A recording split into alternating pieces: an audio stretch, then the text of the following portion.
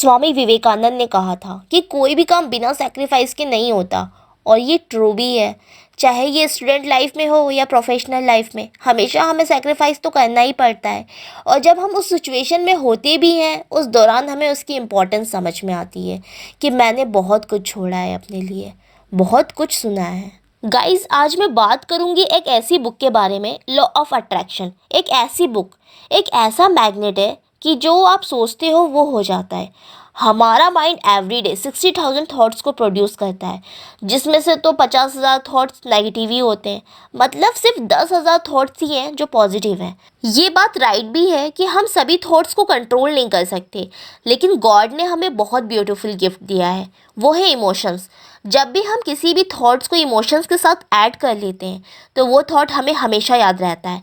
जैसे कि आपका प्यार, आपका फर्स्ट आने वाला डे, या कॉलेज या स्कूल के वंडरफुल फंक्शंस। हमारी सोच बस 3 चीज़ों पे डिपेंड करती है, पास्ट, प्रेजेंट और फ्यूचर। ये ऑनगोइंग प्रोसेस है। बाय चांस अगर हम इन चीज़ों को नेगेटिव वे में सोचेंगे तो हमेशा फ्रस्ट्रेट रहेंगे, और वो फ्रस्ट्रेशन हर छोटी से छोटी चीज़ पे आने लगेगा। लेकिन अगर आप हर चीज़ को पॉजिटिव वे में सोचेंगे तो हमेशा माइंड से रिलैक्स रहेंगे। अगर आप इस बुक के कुछ पन्नों को पढ़ेंगे तब आपको एक एग्जाम्पल समझ में आएगा। एक लड़का होता है जो कि एक गे है, जो कि एक डॉक्टर का क्लाइंट होता है, जो कि डॉक्टर को ईमेल में सारी बातें बताता है। जो बताता है कि जब भी मैं ऑफिस जाता हूँ, उसके फ्रेंड्स, उसे ऑफिस के लोग उसका बहुत मजाक उड़ाते हैं और बहुत बुरा व्यवहार करते हैं। वो बहुत परेशान हो चुका है इन सब चीज़ों से। एवरीडे उसके साथ कुछ ना कुछ बुरा होता ही है, और इस कारण वो हमेशा डिप्रेशन में और तकलीफ में रहता है। डॉक्टर ने उसे समझाया कि तुम कुछ दिन तक मेडिटेशन करो और हर चीज़ को पॉजिटिव तरीके से लो। और उसने डॉक्टर की बात सुनी और उसने ऐसा ही किया। और कुछ दिनों बाद जब वो ऑफिस जाता है तो जो स्टाफ उसे चिढ़ाते थे उनका ट्रांसफ़र हो चुका था, और जो भी कुछ उसके साथ बुरा हो रहा था वो चीज़ें धीरे धीरे बदल रही थी। हर चीज़ पॉजिटिव दिखने लगी थी। तब उसने डॉक्टर से पूछा कि ये कैसे हुआ। तब डॉक्टर ने कहा कि जब तुम घर पर थे तो सिर्फ यही सोच रहे थे कि मेरे अंदर बदलाव आ रहा है, मैं सबकी बातों का जवाब दे सकता हूँ, अब मैं पहले जैसा नहीं हूँ। लेकिन इस स्टोरी को सुनने के बाद मैक्सिमम लोगों को यही लगेगा कि कहना बहुत आसान है कि हमेशा पॉजिटिव कैसे सोचें। इस बुक में कुछ सजेशन दिया है कि पहले जो भी चीज़ अपनी लाइफ में फेस कर रहे हैं जिससे ज़्यादा आप नेगेटिव रहते हैं, पहले उन पॉइंट्स को नोट करो। जो भी हम ना करने के बहाने बनाते हैं उसके बारे में सोचो। लाइक आज मेरा पढ़ने का मन नहीं कर रहा, आज मेरा कुछ भी करने का मन नहीं कर रहा। जो भी आप ऐसा कुछ नेगेटिव सोचते हैं उसके बदले हमेशा पॉजिटिव थॉट्स सोचें। लाइक हम किसी चीज़ में फेल हो गए तो ये थॉट्स मैक्सिमम लोग के अंदर आता है कि मुझसे तो नहीं हो पाएगा। इस तरह ना सोचकर बल्कि उसके बदले ये सोचो कि मुझे इसके लिए अभी और मेहनत करनी है।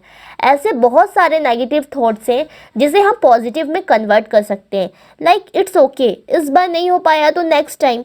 फ्रेंड्स, इस पॉजिटिव थॉट्स का हमारे लाइफ में बहुत इम्पैक्ट पड़ता है। इस बुक में बताया है कि लॉ ऑफ अट्रैक्शन हमेशा 3 प्रिंसिपल पे काम करता है, थॉट्स, प्रोड्यूस और receiving.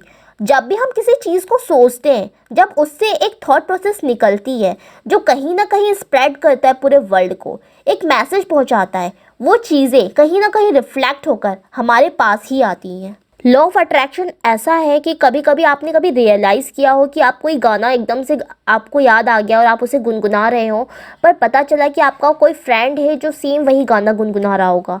This is called the law of attraction. जब भी हम कुछ ऐसा सोचते हैं और हमारे आसपास फ्रिक्वेंसी प्रोड्यूस्ड होती है जिससे वो चीज़ें उनके माइंड में जाती हैं और वो उन्हें अट्रैक्ट करती हैं। लाइक कुछ ऐसी चीज़ें होना, या कि यार ये तो मैं सोच ही रहा था और ऐसा कैसे हो गया।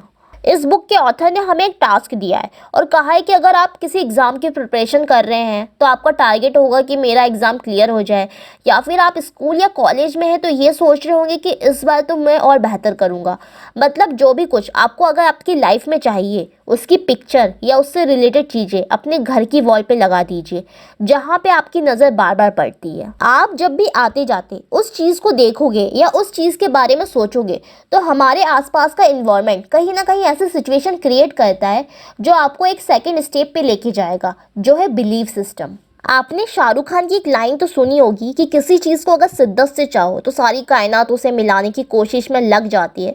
समथिंग लाइक इस टाइप का है लॉ ऑफ अट्रैक्शन। भले ही कितनी भी प्रॉब्लम्स आ जाएं, लेकिन उससे कनेक्टिंग चीज़ें आपको मिलती जाएंगी और आपके अंदर एक बिलीव जनरेट कर देंगी।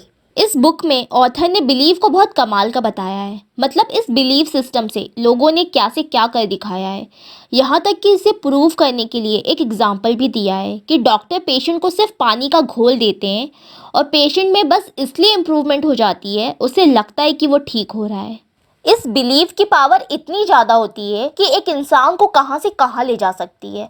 इसलिए किसी भी काम को करने के लिए खुद पे बिलीव करना ये बहुत बड़ा रोल प्ले करता है हमारी सक्सेस में। So always guys believe in your self.